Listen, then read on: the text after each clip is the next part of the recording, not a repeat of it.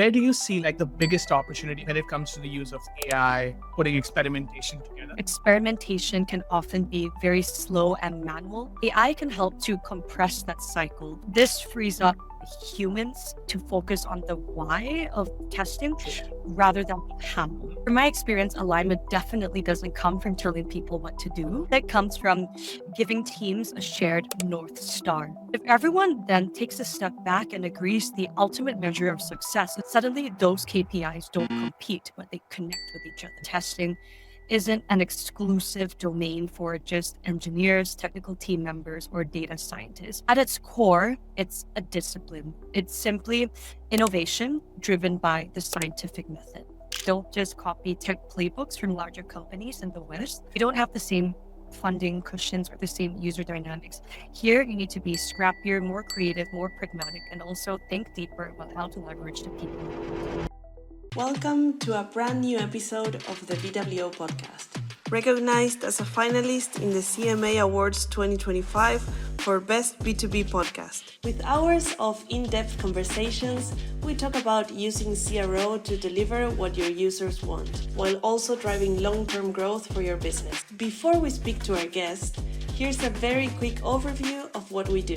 VWO is a leading experience optimization platform that enables you to gather in-depth user insights and build winning experiences across your website and mobile app. VWO Copilot, our AI champion, handles the heavy lifting of suggesting test ideas, creating variations, and finding insights, so you can focus on making strategic decisions that drive growth. Now, without further delay, let's jump right back to this conversation. Hi, everyone, and welcome back to the VWO podcast. My name is Bhavan, and today I've got an incredible conversation lined up here. I'm very excited to introduce May Chin. She leads product at Token 2049 and Super AI, two of the world's most prominent tech conferences. She oversees end-to-end technology strategy from platform development to workflow automation to AI integration and digital experiences. And all of this at a scale and efficiency of over 20,000 attendees and 300 plus sponsors. We're going to dive into all of this as we speak with her. Before this, she's built the growth, experimentation, and analytics functions from scratch at brands like Zalora. She's also led product and growth initiatives at Mindvalley, Lazada, and iPrice, where she scaled consumer platforms across Southeast Asia, driving acquisitions, monetizations, and retentions. We're very excited to dive into all of these and really get to know a little bit more about her product mindset and how she's shaping the tech experiences at such a global scale. So, without further ado, I want to introduce May to everyone. May, welcome to the VW podcast. How are you today? Doing really good. Very busy week, but everything's going smooth. I know you were traveling for a few days and you've just come back. So thank you so much for taking time because I completely get how busy this week would be for you. So I'm going to dive straight in. Before we start talking about a few questions that our audience always wants to hear more about, I just want to get a sense of do you have any sort of like rituals or habits that help you get into a zone before like a podcast like this or a big presentation or a big meeting? Anything like that? It would usually be a quick dose of caffeine right before. I've spoken at a few conferences over the past couple of years, and I still always get a little bit of stage Yeah. fright, especially if it's an in-person Yeah. event. But what always helps me is a quick dose of caffeine, but I have to make sure I strike just the right balance. Too much ends up making me feel even worse. So I usually go for a quick shot of matcha and try to avoid coffee Yeah, completely. I mean, someone told me that good nervous energy is always the right way to feel Mhm. because that keeps you on your toes. And like you rightly said, just the right dose of caffeine also definitely helps. All right, For let's sure. get in. Let's get in. We're going to start with really trying to understand a bit more about what you do currently.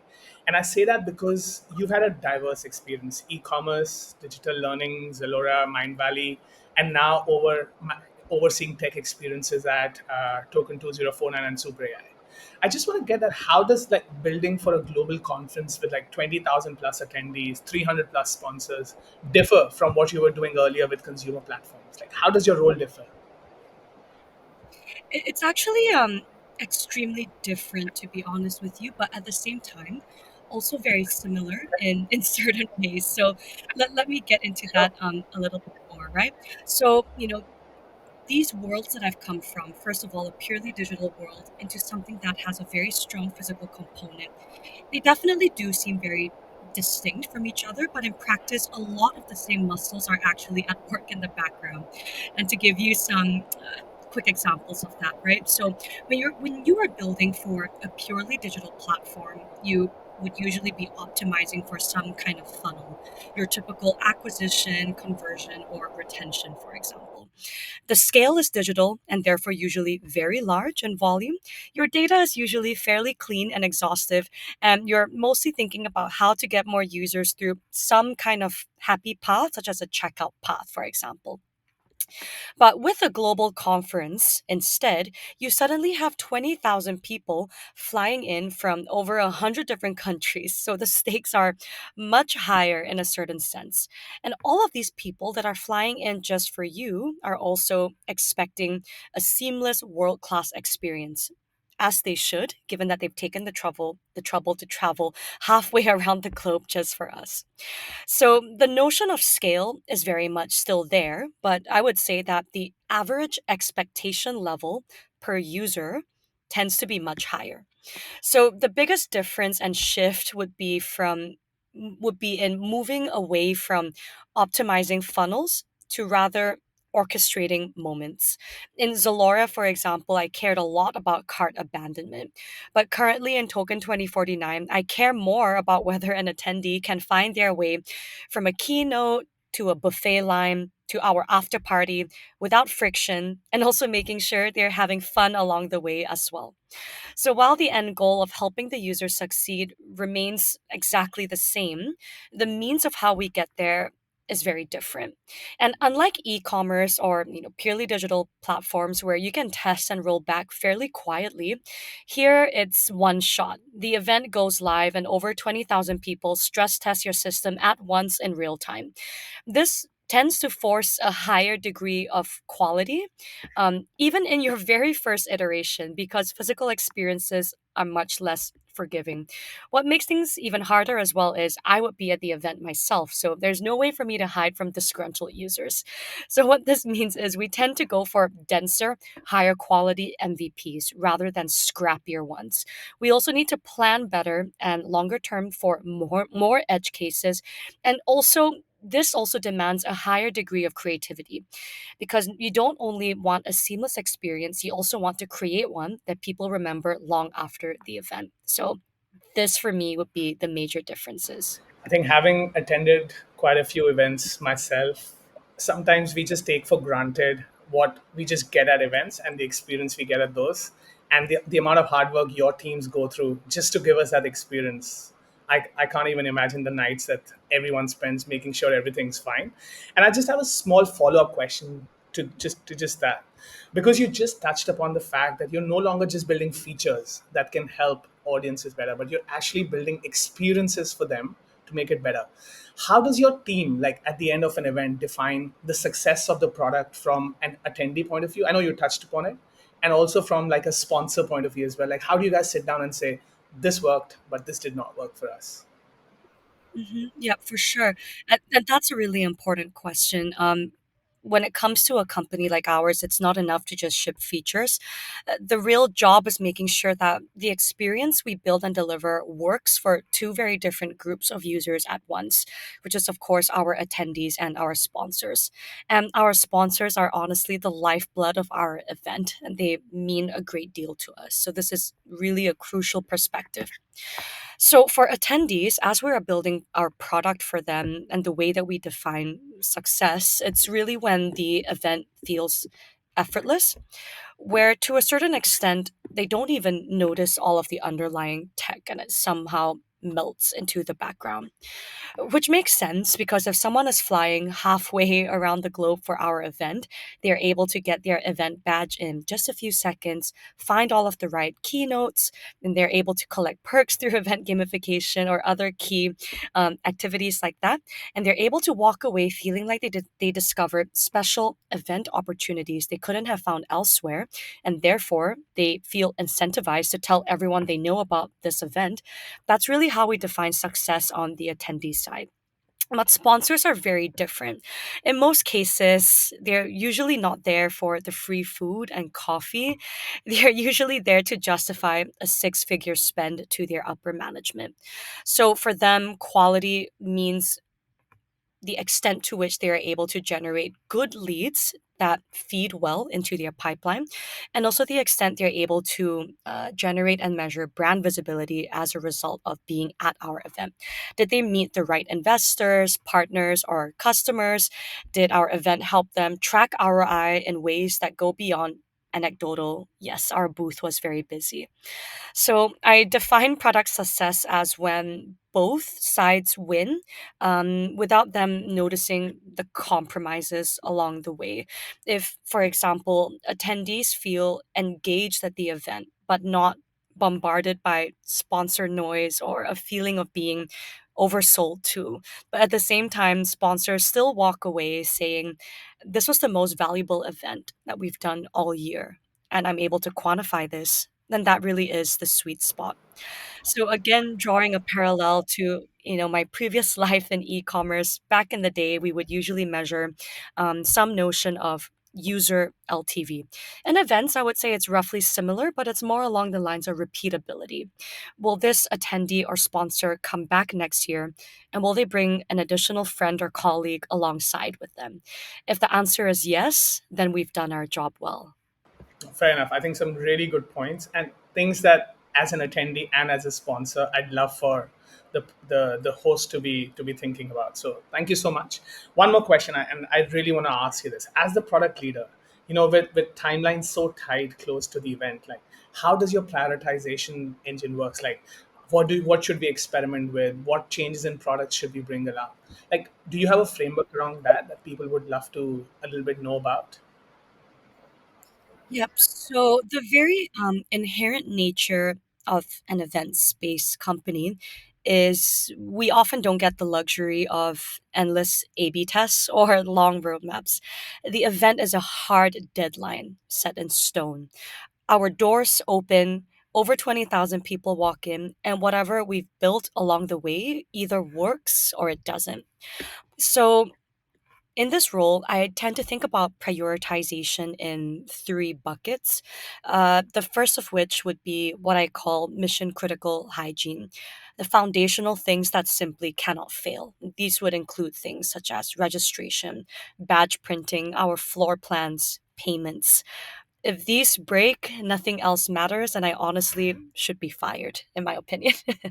And the second bucket of priority would be high leverage differentiators. These are the features that build on the foundational aspects and elevate the experience to make our event truly stand out.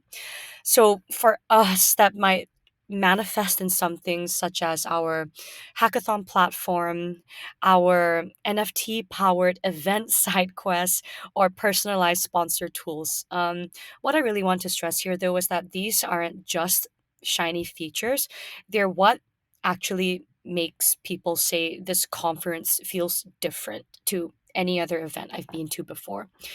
The third bucket alongside that would be nice to haves, which I would usually only tend to greenlight if they can be administered in the form of fairly simple MVPs with relatively low downside risk, where we can ship a polished yet scrappy enough version without sacrificing our UI UX too much. And most importantly, to learn quickly from it rather than sinking months into perfection.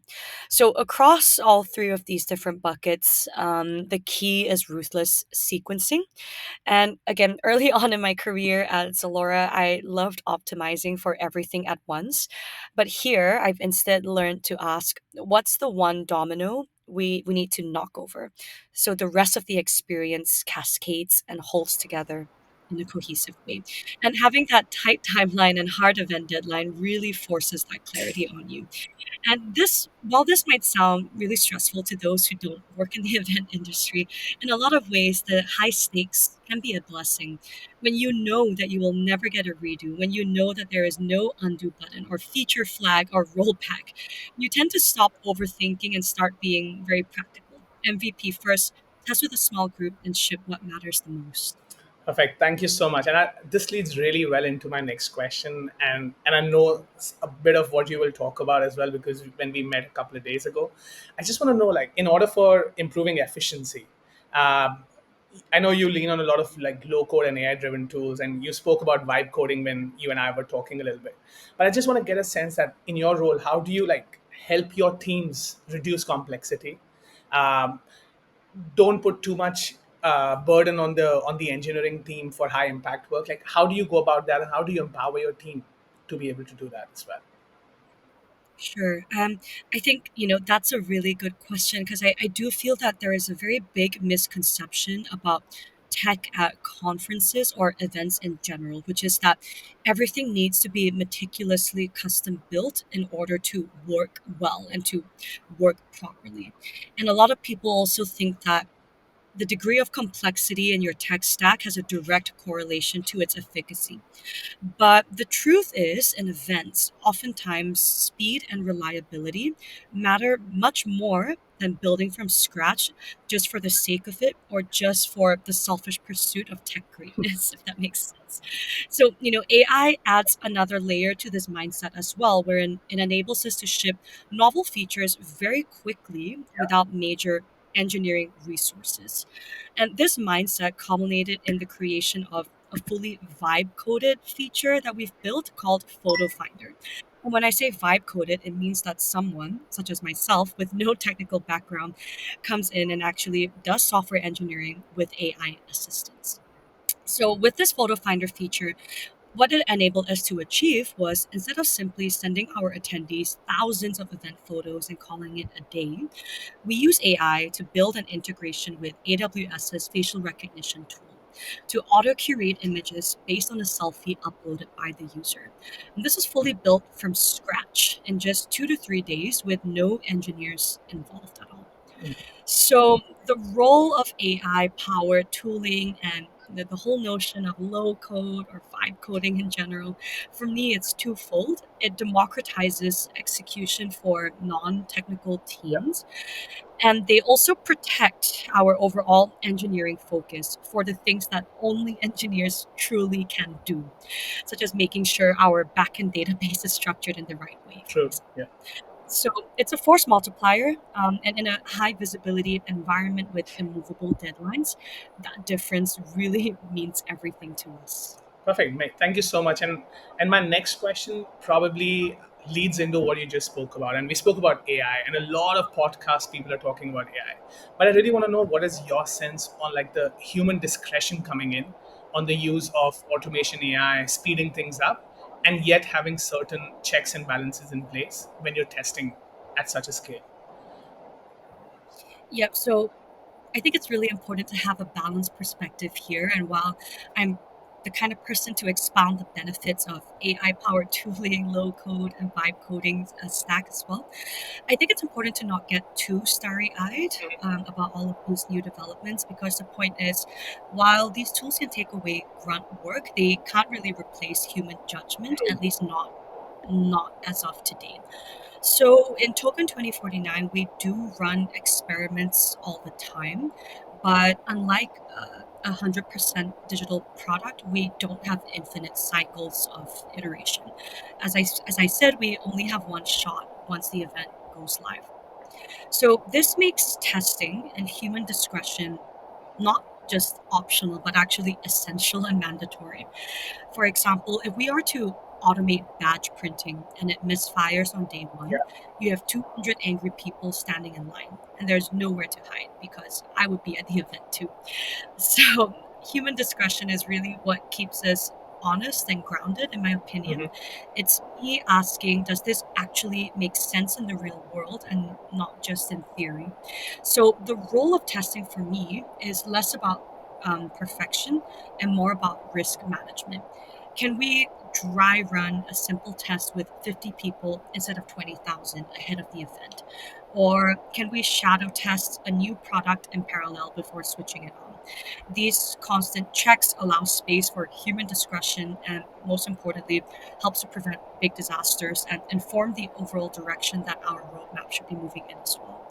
So while things like automation and AI definitely remove the proverbial speed bumps, for me, human discretion and testing is still the steering wheel.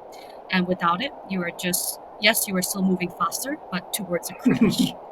You're absolutely. I think with AI taking over, a lot of people have the dependencies have increased for sure, but it still needs human discretion. And thank you so much for putting it so well.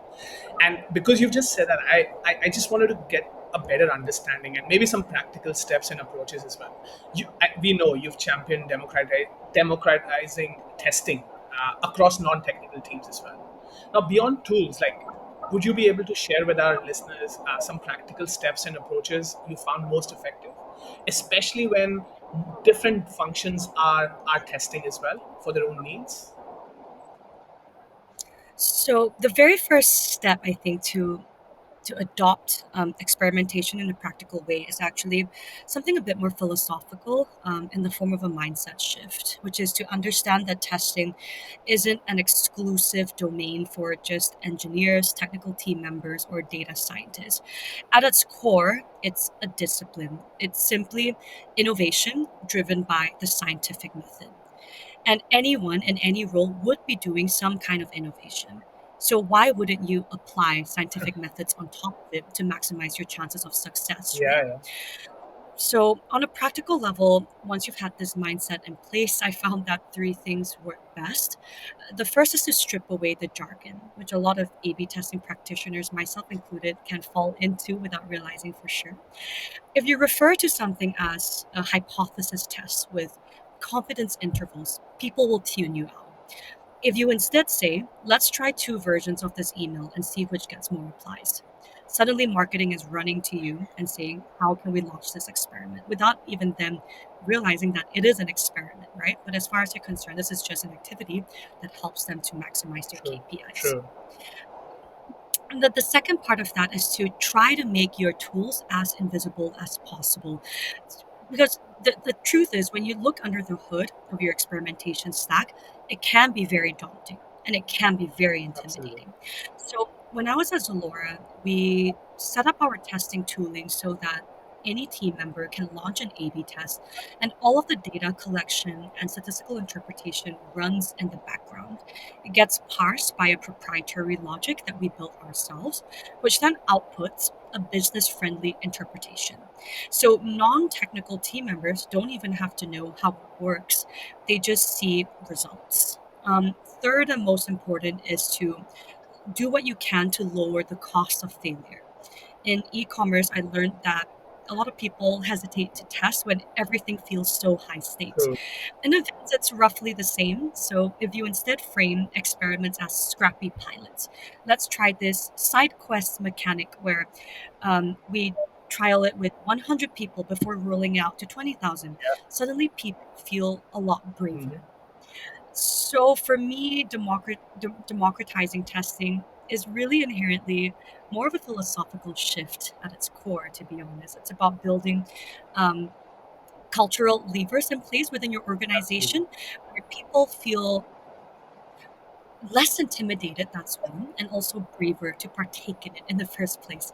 So once you give them the proper language to use, the tooling, the guardrails, and most importantly, the safety net, suddenly it stops being so daunting and it just becomes an inherent way of how they approach innovation. I think some real solid advice. I think a lot of people should hear this. Some truth bombs as well. And I'm gonna lean on the first point you mentioned about KPIs when different teams come over to you. Like, how did you go about, like, organizations like Zalora? How did you go about aligning cross-functional teams, like, on shared priorities when everyone has their own KPIs, pressures on delivering different things? And sometimes it's not just scaling experiments, it's also what you touched upon, like scaling people's expectations also. How did you go about running with so many different teams? Right. So from my experience, alignment definitely doesn't come from telling people what to do, Absolutely. but it instead comes from giving teams a shared North Star. For example, marketing might be chasing ticket sales, our Yeah. operations team might be chasing smooth check Mhm. ins, and our sponsors team want ROI. But if everyone then takes a step back and agrees the ultimate measure of success is whether attendees and sponsors come back next year, suddenly those KPIs don't compete, but they connect with each other. Yeah. The practical side to this, to enable this, is ruthless prioritization and transparency. Uh, In doing so, it really helps to make trade offs very explicit. If we invest in X feature, it means delaying Y feature. Correct. Which one best serves our core goal of getting attendees and sponsors to return next year? And once the trade offs are on the table, teams feel like they're part of the decision rather than victims of it and that they're just swept up in a current that they have no control Correct. over. The other piece to that is shared rituals and routines. At Zalora and Mind Valley, for example, I saw how extremely easy it is for teams to drift towards working in silos. So it helps to bring everyone into the same room, literally or virtually. And we walk through the funnel end to end together. So, for example, ops can see what marketing needs, marketing can see what tech is up against. And when you have that shared context, it helps to build empathy, which then is a natural precursor to alignment, in my opinion. So, while scaling people can definitely be True. really difficult, I do feel that once you anchor them to one North Star, even if the North Star is fairly abstract, just having that commonality in place helps to make trade-offs more transparent. It helps to keep everyone seeing the same picture, and the chaos then becomes a lot more manageable too. Yeah. And I just wanted to understand when you mentioned that you've put everything on the table now, and then people there are trade-offs. If there is a deadlock, how do you go about resolving for that, and who takes the lead in solving for that? Just really want to understand that. So for me, the person who takes the lead on resolving this deadlock scenario should be actually they should fall into two different buckets. The first of which should be the person who's responsible for executing that Hmm. initiative. As you know, there is a direct opportunity cost for this person, right? The time that they spent building on this feature versus something else, which one would bring the highest value add for the company? The second bucket of decision makers should be the person who holds the most stake in the value add of this feature. And often this can be a completely different stakeholder to the person who's executing the Correct. initiative. So it's important for both of these parties to come together and to arrive at a solid decision of priority. How to make that decision, though, it's really important that it's as quantitative as possible, True. or at least as empirical as possible. Often in some companies, there are many subjective aspects that cannot be quantified, and Uh, that's fine. yeah. But we can still be empirical, Hmm. right? Which is to take a step back and to always focus on the North Star. For us at Token 2049, as I mentioned, it's always about which initiative would maximize the chances of attendees or sponsors returning the next year. And if we distill it to that very simple tenet, it suddenly becomes a lot clearer as to which initiative would move the needle more in that frame. And even if we are still unable to decide on uh, the projected impact of two different initiatives, we can then take into account other factors such as the relative effort associated with each. We should, of course, be aiming for the lowest effort one first. And True. if we still arrive at a deadlock in those situations, we would then fall back onto more subjective but equally important factors such as overall company positioning or um, whether this would lead to a subjective competitive advantage for us compared to other events. These factors, while not directly quantifiable, are still important and ultimately can help you to arrive at a more objective priority decision as well. Fair enough. I think that's a really good way to break it down. Let's move a little bit towards the future, May, and I just want to get your thoughts on this. You have hands-on experience of building various things, strategic leadership, but where do you see like the biggest opportunity for product leaders when it comes to the use of AI, putting experimentation together, to really like delivering value in the next 3 to 5 years? Where do you see that? So for me, the real opportunity is, not seeing AI and experimentation as two separate constructs because they are really not, True. but rather to see the opportunity of synergizing them within the same feedback loop. What I mean by that, right? Like right now, experimentation can often be very slow and manual.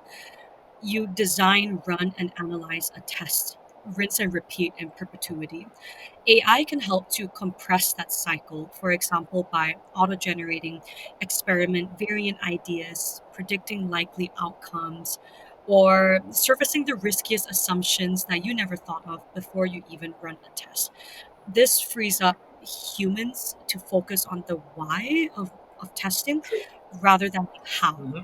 Um, for this to work, though, I do think that product leaders need to improve their judgment for sure. And this is where the whole notion of human oversight and discretion comes into play. While AI will help teams for sure run 10 times more experiments with the same resources, the real value will still come from leaders who are able to discern which experiments matter and how to carefully select or interpret AI driven ideas or results without just blindly following the AI output like a sheep. Mm. And in the events industry, how this translates, for example, AI could dynamically personalize event experiences, but it's human judgment and experimentation on top of that, which determines whether those personalizations actually do drive ROI for sponsors and delight for attendees. It would also be really naive to just assume that any kind of AI model can somehow optimize this personalization model by itself and guide itself to our intended business outcomes. There are still many different checkpoints where human course correcting and steering would help this model to achieve our KPIs in a more congruent way. So the real opportunity for me is not to replace human strategy directly, but rather to supercharge it. And while AI makes experimentation cheaper and faster for sure, it's really the experimentation aspect of it and constant testing and inspecting of results that keeps AI grounded in practicality. Fair enough. I think that's really good advice for and some of your thoughts, and I want to talk about because I remember talking to you about how you started and where you are right now. So I just want to understand, like from the time you started till now, what have been some of the biggest mindset shifts that you've seen in yourself as now a product leader? And I'd love for you to just give some advice to people who are just starting out their journey. So what would your top two or three advice be for them, looking back at your own journey? When I was younger, earlier on in my career, it was really important for me to pursue product or technical greatness and to make sure that whatever tech stack I was working on was just the shiniest, most impressive thing possible, right? So the big mindset shift for me has been kind of moving away from just focusing on my tech and tooling, but rather on focusing on people as well and how we orchestrate people. So early on in my career, as I mentioned, I obsessed over more, I would say, I guess like harder aspects of my job, such as funnels, metrics, experiments, tech, and tooling. Which button color drives more conversions? Which feature drives more retention? True. But now, in Token 2049, I've learned over the years that no matter how elegant the system you build, if your people aren't aligned, it will fall apart anyway, and you end up delivering a lower value add to the company than you should be. So my job isn't just to ship features; is to get all of my cross departments, marketing, ops, sponsors, tech, all moving in the same direction under insane time pressure. And all of the tech infra is a means to an end for that, but it's Absolutely. not the end game in itself. Yeah. So, for the next generation of leaders in this region, my advice would be don't just copy tech playbooks from larger companies in the West. We don't have the same funding cushions or the same user dynamics. Here, you need to be scrappier, more creative, more pragmatic, and also think deeper about how to leverage the people around you. As this is really what helps you to move faster and to ship bigger ideas as well. Another aspect to that and perhaps most importantly, is to also stay as close to the problem as possible. In this region in particular, the difference between success and failure I found is not just brilliance or technical brilliance, it's often execution. True. And it's those who can balance their audacious vision with getting their hands dirty, people who can both sketch out an amazing roadmap and also fix your workflow when Zapier inevitably breaks at 2 a.m. and you have to jump on your laptop from your bed or from a cocktail bar. These are the people who will build the next wave of great companies here, in my opinion. Some really good advice, and I really feel that when the younger generation listens to some of the things you said, it really just shows the experience that you've lived through, and what you're talking about. And now, from sharing advice to receiving advice, I just want to get a little bit of an understanding. What are those one or two advices that you got very early on, which have really stayed true with you, like through your journey? The first would be to know very well what your strengths and weaknesses are, Wow. what you do, don't bring to the table.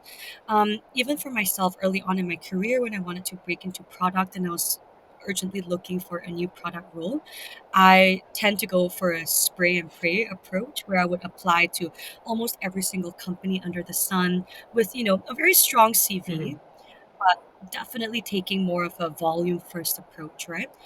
What I would do instead, and also the advice that I would give to fresh grads, is to, even before you apply for that first job, is to know and understand yourself as the very first step. Because not every company is for you, and not every role is for you. There are also many different flavors and styles of product management.